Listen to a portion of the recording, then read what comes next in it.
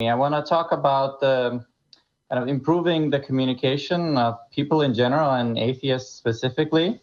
Mm-hmm. And the reason for that is essentially, well, we could divide atheists into two groups. So those who are just atheists and don't even care about that, right? They don't have a belief in a deity, but they don't maybe even talk about that. And then the other the other atheists who do care about this and, well, in some way relate to religion, right? They speak about it. They maybe have discussions, maybe debates, and in most cases, I think they also have some other valuable points to make, not just about religion, but about society in general.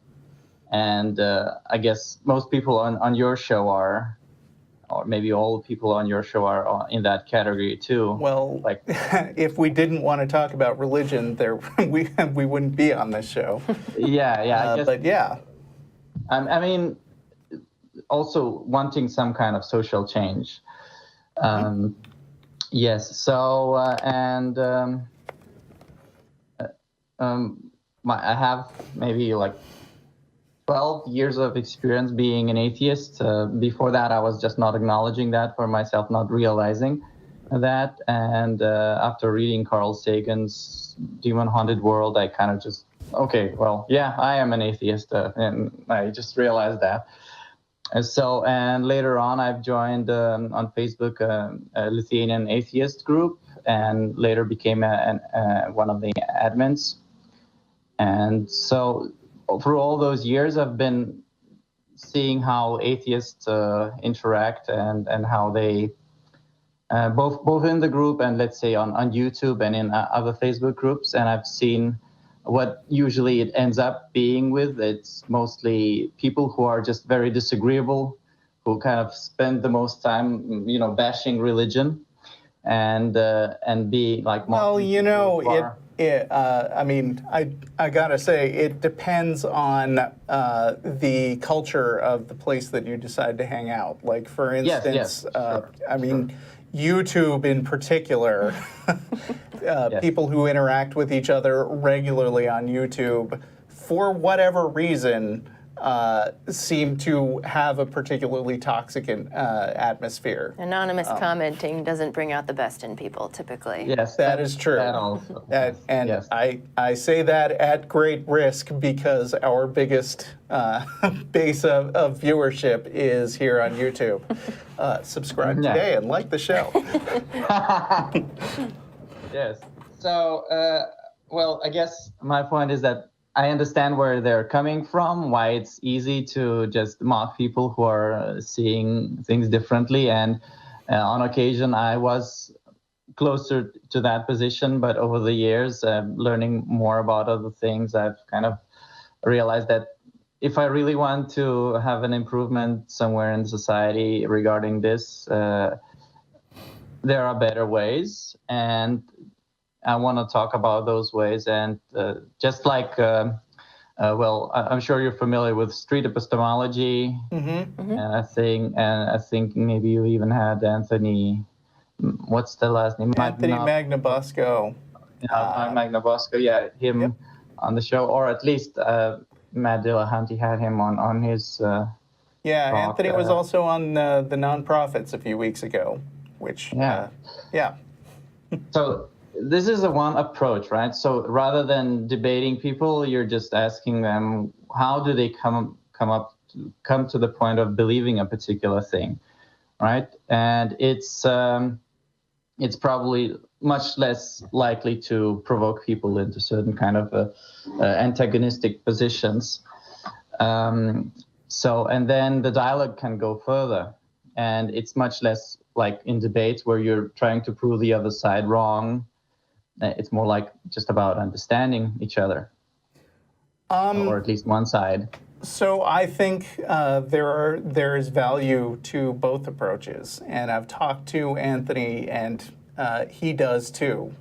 He happens to be The niche that he's found is just politely and cautiously asking questions. But I think there is a place for people being argumentative and pushy. Katilyn, you said that one of your big inciting incidents was watching the movie Invention of Lying. Invention of Lying, Yep. right?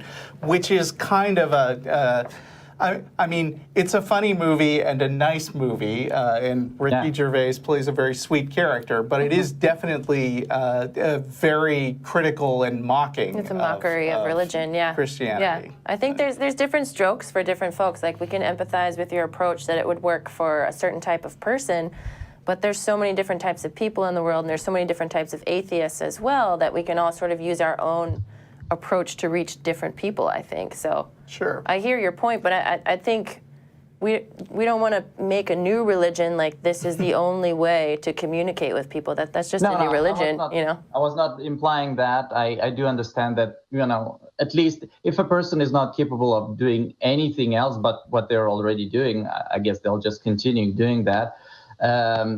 It's more about raising the awareness of other alternatives, other possibilities, and then trying to convince them, let's say even through a kind of a argument and debate, that there is value in those other things besides what they're already doing.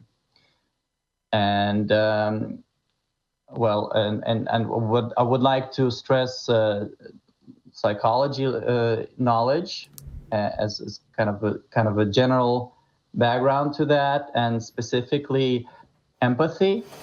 And when I say empathy, I need to be specific, because even on Wikipedia, if you go to empathy description, there's like 5 or 6 distinct either aspects or even types of empathy. So the word it got used in many different ways in different contexts. So people mean different things. And for example, if we take Paul Bloom's book Against Empathy, he's also talking about specific things, which I would say probably is closer to what's referred to as sympathy. Yeah, but I think maybe I can help you make your point a little bit, which is that there are more effective and less effective ways of communicating with people, and I think that what some atheists in various walks of life don't appreciate enough is that you have to be able to, at least to some extent, understand how the other person thinks if you want to be good at changing their mind. And that doesn't mean you have to agree with them, and it doesn't mean that you have to take their position seriously. But you do have to talk about things that they talk about things in a way that they understand, and not just jump in their face and say a bunch of stuff about, like, oh, well, you just want to you just want to lord your religion over other people, and if and that may be true for some people, but if the person that you're talking to at the moment doesn't think that, then he's immediately going to shut down the conversation because you guys are talking past each other, basically. And some of what empathy is trying to understand how the other person's mind works and talk to them on a level that they can appreciate. Exactly. Yeah. Yes. And well, there's probably a lot of stuff on that topic. In general, I would like to refer to maybe 1 or 2 specific things. I'm wondering if you're familiar with the nonviolent communication as one approach to empathy. Yep. Mm-hmm. Yeah, you're familiar. Great. Yeah. So I think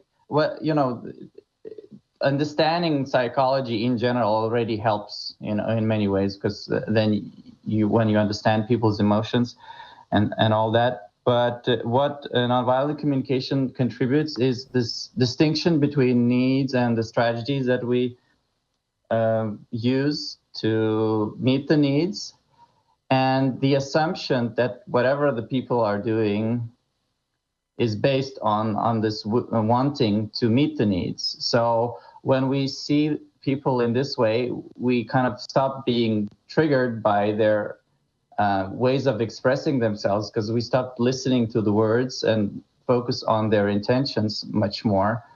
And I think that can resolve most of the conflict internally for us, because we are no longer viewing others as, wrong or even, manipulative and deceptive and all that. We just see, okay, they're trying to reach something, and then we just focus on that. And then it's no longer even as important, or what are they meaning, and why are they saying those specific things in terms of reasoning, like what are their reasons to make that specific argument. Well, maybe I'm not putting it right. I mean, I'm talking about the rationale. I think there's a lot of validity to what you're saying. Although one of the things I would caution is that it is possible that some people actually have bad intentions, and I think it's a good idea to approach a conversation as if the person is sincere and no, I'm not saying that not out to get you. But sorry, maybe I was not clear with that, and sorry for interrupting you.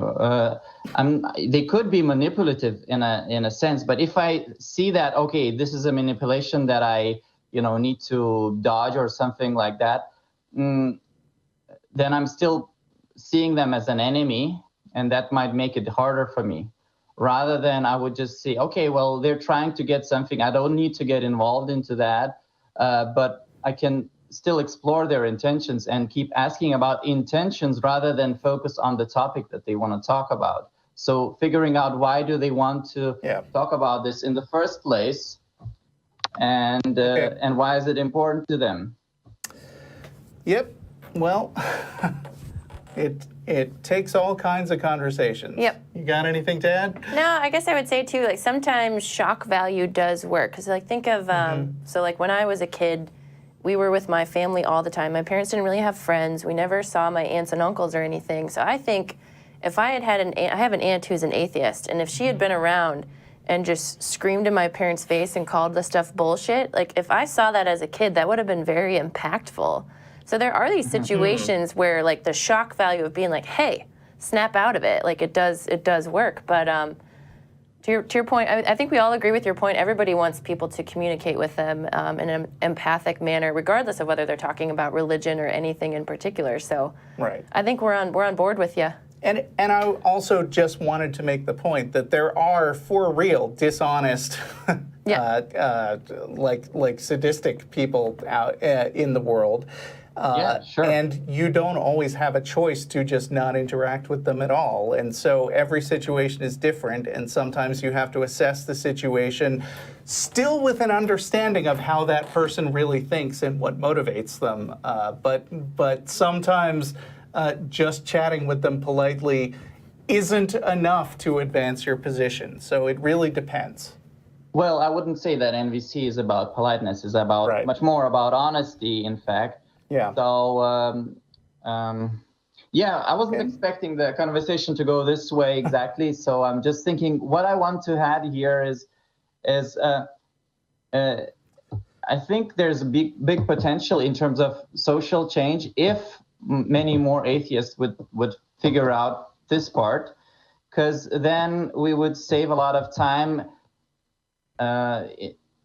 which I think is oftentimes wasted for those fruitless conversations or debates or arguing, both on YouTube comments and Facebook groups, which is, one example would be, a lot of easy ways to trigger atheists into some kind of, spending a lot of time to make arguments in Facebook groups. Like you just post one thing and then 100 atheists answer, and then the original poster doesn't even make a new comment, and it seems like Roland, very easy you've made some good points, and I appreciate your call, and I think we need to move on to other callers now. So thanks for calling. Yeah, thank you. Thank you. Bye.